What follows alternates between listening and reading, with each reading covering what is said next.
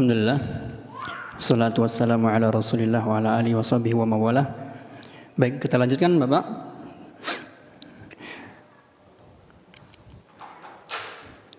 Jadi tadi kita sudah sebutkan bahwasannya dari Nabi Yakub alaihissalam lahirlah 12 anak beliau. Nah, dari sanalah awal mula dari Bani Israel. Nah, secara singkat kita akan bacakan. Nah, mereka hidup menyenangkan bersama Nabi Yusuf. Di awal-awalnya, di masa kecil mereka hidup bahagia, senang, tanpa ada perasaan dongkol dan lain sebagainya. Hingga datanglah kecemburuan dari mereka, bahwasanya mereka menilai saudara-saudara Nabi Yusuf ini, mereka melihat bahwasanya ayah mereka Nabi Yakub alaihissalam lebih sayang kepada Nabi Yusuf, sehingga muncullah kecemburuan dari diri mereka, sehingga mereka berpikiran bagaimana agar Nabi Yusuf ini bisa dilenyapkan. Ketika itu mereka berpikiran bagaimana kira-kira agar mereka bisa membunuh Nabi Yusuf. Akan tapi jawaban yang paling akhir atau keputusan dari mereka adalah mereka melempar Nabi Yusuf ke dalam sebuah sumur.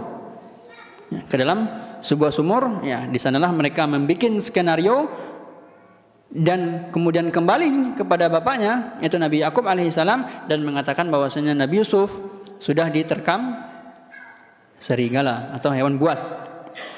Nah, singkat cerita, akhirnya Nabi Yusuf ditemukan oleh para pedagang ketika itu, hingga akhirnya dijual. Sampai panjang cerita hingga akhirnya Nabi Yusuf punya posisi dan menjadi menteri di kerajaan Mesir. Nah, pada saat itu, ini kisahnya diceritakan dalam surat Yusuf sendiri di dalam Al-Quran. Nah, ketika beliau sudah mempunyai posisi di kerajaan Mesir, beliau meminta kepada orang tuanya dan kepada saudara-saudaranya agar tinggal bersamanya di kerajaan Mesir. Yang sebelumnya mereka itu berada di Palestina, Babilonia atau Palestina ya. Babilonia itu di Irak. Sepertinya di Palestina, wallahu taala alam, mohon dibenarkan. Baik. Kemudian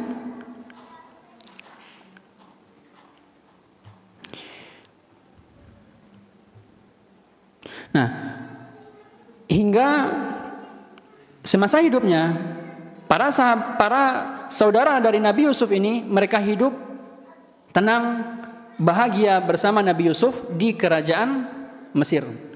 Nah, tatkala Nabi Yusuf meninggal, mulailah ada intervensi dari masyarakat Mesir kepada keluarga ataupun kepada saudara-saudara Nabi Yusuf.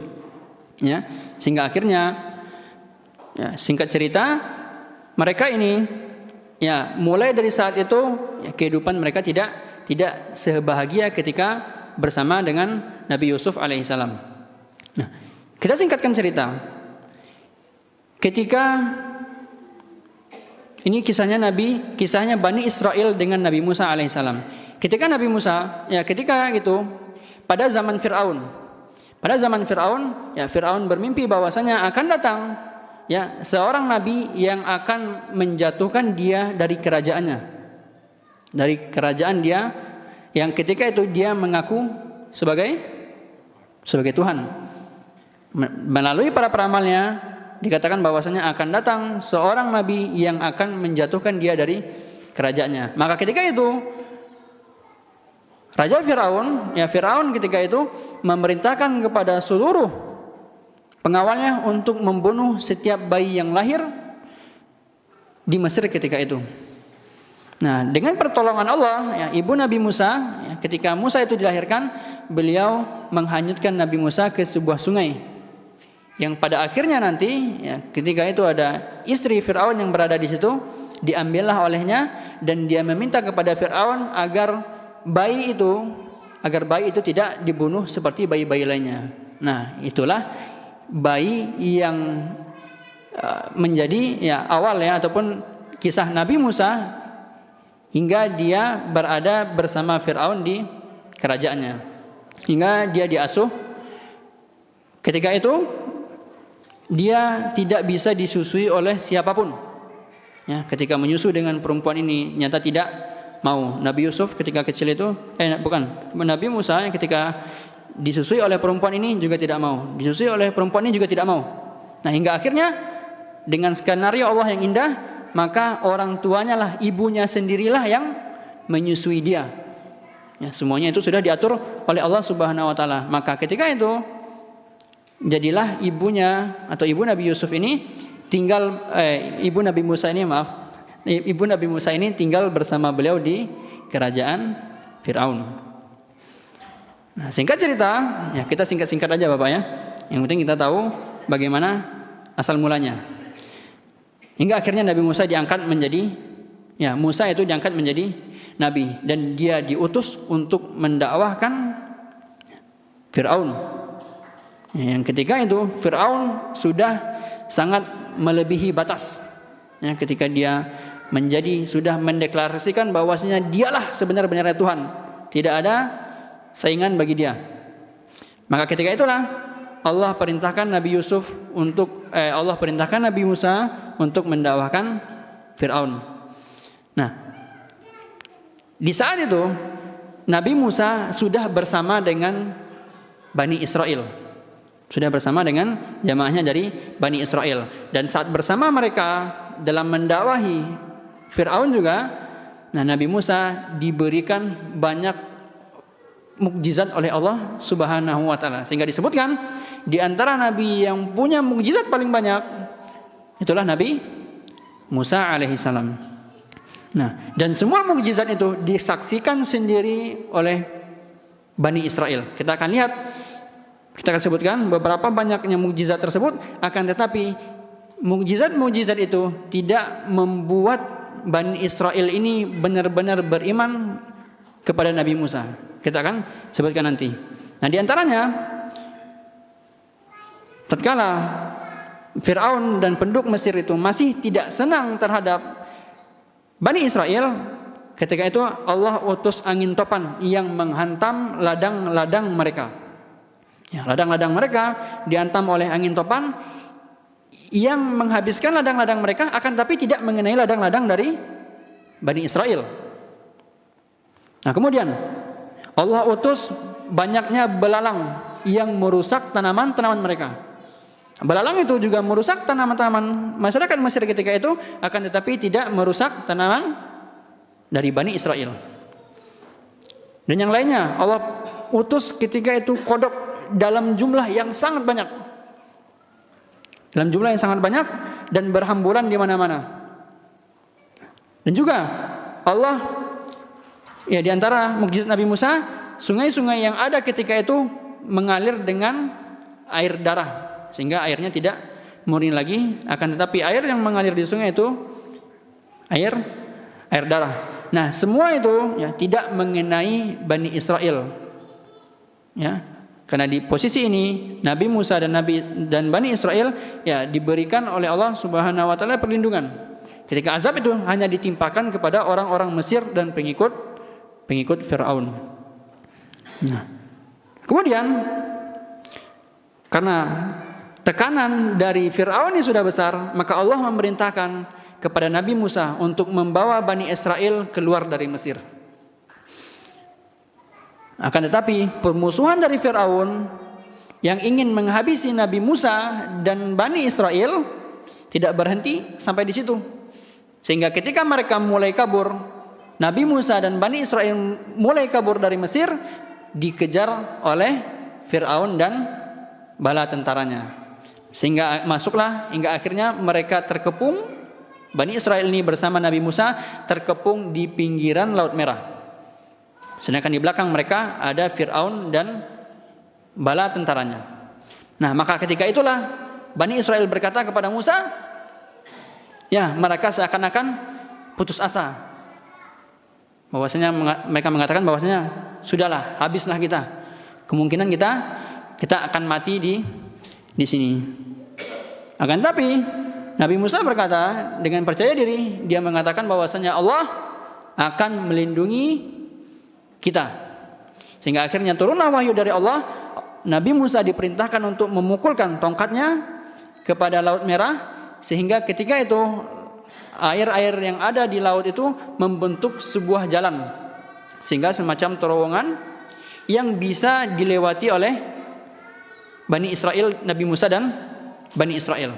Nah, disebutkan juga, ada yang menyebutkan bahwasanya air yang terangkat tersebut membentuk 12 terowongan. Sehingga masing-masing dari Bani Israel yang 12 suku itu ya melewati masing-masing melewati satu terowongan. Dan disebutkan juga, yang disampaikan oleh Ustaz Firanda Andirja, ada para ulama yang mengatakan bahwasanya di antara dinding air itu ya semacam jaring-jaring, sehingga pandangan dari suku yang satu dengan suku yang dua yang ada di lorong lainnya itu kelihatan, sehingga mereka bisa melihat saudara mereka juga sama-sama selamat tatkala melewati Laut Merah tersebut. Sampailah akhirnya mereka selamat di pinggir seberang dari Laut Merah. Nah, ketika itu Fir'aun sempat ragu, apakah mereka akan terus melaju, tetap mengejar mereka atau tidak. Akan tetapi karena gengsinya dia terhadap para pengikutnya, sehingga akhirnya dia memerintahkan kepada pengikutnya untuk tetap maju. Dan masuklah mereka ke jalan yang dilewati oleh Nabi Musa dan Bani Israel tadi. Nah, kemudian hingga akhirnya Allah perintahkan kepada Nabi Musa untuk memukulkan tongkatnya sekali lagi, hingga akhirnya terowongan yang terbuat dari air-air yang terangkat tadi menutup. Sehingga dari sana Fir'aun dan para pengikutnya semuanya mati tatkala itu. Nah, maka di sana Allah Subhanahu wa taala menyelamatkan Nabi Musa dan Bani Israel dari kejaran Fir'aun. Nah, kemudian Bapak Ibu sekalian, yang menjadi sebuah keanehan ya, tatkala mereka sudah diselamatkan oleh Allah Subhanahu wa taala, mereka melakukan perjalanan dengan Nabi Musa. Kemudian mereka bertemu sebuah kaum yang sedang menyembah berhala. Mereka menemukan sebuah kaum yang menyembah berhala. Kemudian golongan dari Bani Israel ini berkata kepada Nabi Musa. Apa yang mereka katakan? Mereka minta kepada Nabi Musa untuk dibuatkan Tuhan seperti kaum tersebut. Mendengar hal tersebut, Nabi Musa langsung marah. Ya. Betapa kurang ajarnya Bani Israel ini. Baru saja Allah selamatkan kalian dari bencana, dari kejaran Fir'aun. Setelah selamat, kalian malah hendak melakukan perbuatan kesyirikan dengan menyembah berhala. Nah, itu nenek moyang Bani Israel, Pak Ibu. Baru diselamatkan oleh Allah Subhanahu wa taala, mereka langsung berpikiran bagaimana untuk mencari Tuhan yang lain, menjadikan sesembahan yang lain selain Allah Subhanahu wa taala. Padahal baru saja mereka melihat mukjizat yang luar biasa dari Nabi Musa yang diberikan oleh Allah Subhanahu wa taala. Nah, kemudian mereka juga diperintahkan oleh Nabi Musa untuk masuk ke Baitul Maqdis di Palestina. Nah, saat itu di Palestina ada bangsa yang sudah menghuni Baitul Maqdis ketika itu. Ya, bangsa yang kuat-kuat, diceritakan di sana, ini bangsa yang kuat. Nah, untuk bisa masuk ke sana, agar Nabi Musa dan Bani Israel itu bisa tinggal di sana, mau tidak mau mereka harus memerangi golongan yang ada di Baitul Maqdis tadi. Nah, karena melihat ya, mereka yang kuat-kuat tersebut kekar, ya mereka pun atau Bani Israel ini tidak mau. Mereka tidak mau diperintahkan oleh Nabi Musa untuk berjihad melawan orang-orang itu.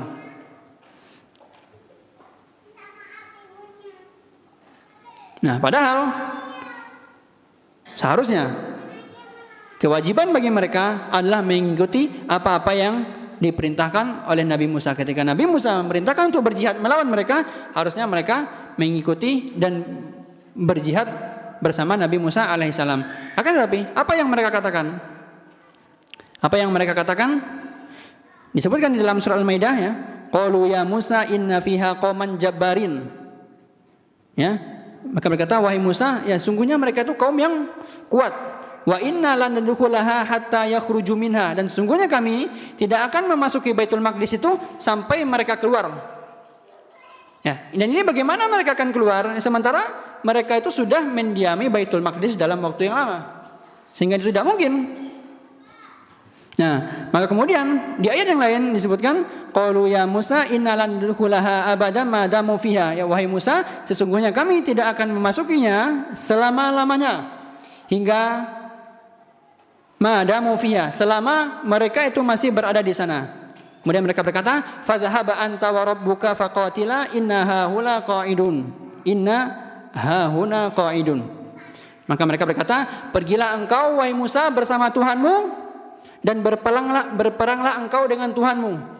Sesungguhnya kami hanya duduk manis menanti di sini. Perkataan yang kurang ajar Bapak. Perkataan yang sangat-sangat tidak pantas. Ya. Mereka mengatakan kepada Nabi Musa, pergilah engkau wahai Musa bersama Tuhanmu dan berperanglah melawan mereka. Sesungguhnya kami di sini hanyalah duduk menanti saja. Ini kurang ajarnya Bani Israel kepada Nabi Musa alaihissalam. Nah, akhirnya mereka tidak bisa masuk, tidak jadi masuk ke sana. Nah, di saat itulah ya terjadi banyak terjadi mukjizat lainnya. Ya, di antaranya ketika mereka haus, mereka minta diberi minum, maka Nabi Musa memukulkan tongkatnya kepada batu, ya, kepada sebuah batu, muncullah dari sana 12 mata air. Lagi-lagi kata-kata 12. Nah, yang mana setiap suku minum dari satu mata air atau air yang memancar dari batu itu. Nah, kemudian mereka juga meminta makanan. Mereka meminta makanan kepada Nabi Musa, maka Nabi Musa berdoa kepada Allah untuk diturunkan makanan dari langit. Ya, disebutkan dalam surah Al-Baqarah nih. Wa anzalna 'alaikumul manna wassalwa. Ya, diturunkan kepada mereka makanan. Yang di sini banyak tafsiran. Ya, as-salwa itu, manna itu ya semacam, ya kalau di tafsir Mukhtasar itu disebutkan semacam madu, sedangkan as-salwa itu semacam burung puyuh. Ya intinya makanan. Allah turunkan makanan dari langit. Nah, selang beberapa waktu setelah itu mereka bosan dengan makanan itu. Mereka minta makanan-makanan lain, ya yang ada sayur-sayuran dan lain sebagainya. Inilah Bani Israel yang tidak pernah puas terhadap apa-apa yang diberi oleh Nabi Musa. Nah, kemudian masih banyak lagi. Nah, pernah juga mereka disebutkan di sini. Pernah suatu kali mereka meminta kepada Nabi Musa agar mereka bisa melihat Allah. Mereka meminta kepada Nabi Musa agar bisa melihat Allah. Maka ketika itu Allah turunkan halilintar kepada mereka hingga mereka semua tewas seketika. Nah, kemudian mereka dihidupkan lagi oleh Allah Subhanahu wa taala. Tujuannya apa?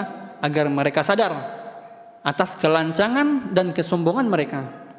Nah, akan tetapi ya yang demikian itu tidak membuat mereka jera. Yang berikutnya juga mereka menyembah patung sapi untuk diibadahi. Karena suatu ketika Nabi Musa dipanggil oleh Allah untuk menerima wahyu. Maka kaum Bani Israel ketika itu dititipkan Nabi Harun. Dititipkan Nabi Harun untuk mengawasi mereka beberapa saat saja. Nah, dalam beberapa saat ini ternyata mereka sudah ketika kembalinya Nabi Musa mendapati mereka sudah menjadikan sebuah patung sapi untuk diibadahi. Nah, ketika itu Nabi Musa itu marah kepada Harun bahwasanya dia dititipi umat ini Bani Israel untuk sementara, akan tapi ketika kembalinya mereka sudah berbuat kesyirikan kepada Allah Subhanahu wa taala. Nah, kemudian Nabi Harun berkata bahwasanya dia tidak punya kemampuan yang lebih. Ya, dia sudah berusaha semaksimal mungkin, akan tetapi dia sudah hampir dibunuh oleh kaum Bani Israel ini, sehingga dia tidak mampu mencegah perbuatan dari Bani Israel ini. Nah, dan perbuatan mereka, perbuatan Bani Israel ini membunuh para nabi itu sudah ada sejak lama, dan itu sudah menjadi tradisi mereka. Ketika ada nabi yang tidak sesuai dengan mereka, maka mereka ya, bikin skenario agar bisa membunuh nabinya. Termasuk nabi yang terakhir. Termasuk nabi yang terakhir diturunkan kepada mereka, yaitu Nabi apa, Pak? Nabi Isa. Nah, sampai mereka mengatakan bahwasanya Nabi Isa itu mereka berhasil membunuhnya. Padahal sesungguhnya Nabi Isa itu diangkat oleh Allah Subhanahu wa taala ke atas langit, dan orang yang mereka salib itu adalah orang yang diserupakan dengan dia, diserupakan dengan Nabi Musa. Dan Nabi Musa itu sampai sekarang itu belum mati, akan tapi sudah diangkat oleh Allah ke langit. Dan Nabi Isa ini akan diturunkan lagi kapan, Bapak? Di akhir zaman untuk membunuh Dajjal.